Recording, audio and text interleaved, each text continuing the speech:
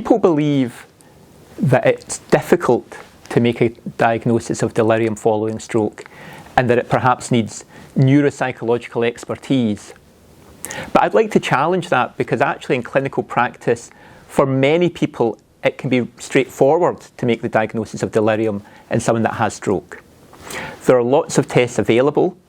Personally, I use a test called the 4A test, but all of those tests look for a sudden change in cognition and an inability to sustain attention.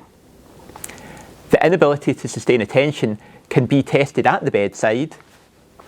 If you're talking to someone on a ward round and they begin to fall asleep, or their conversation becomes tangential, either your conversation's very boring, or, and much more likely, they have delirium.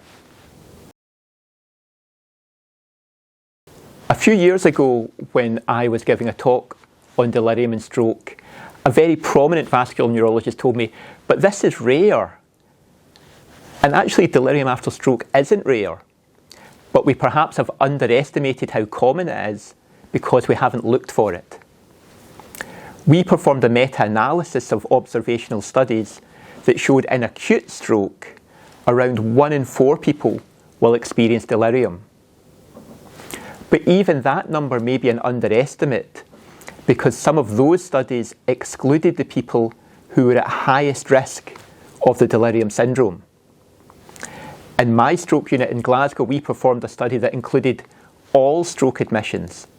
And we found that in the first week following stroke, delirium could be anything up to 1 in 3 people with stroke. So this is a common condition.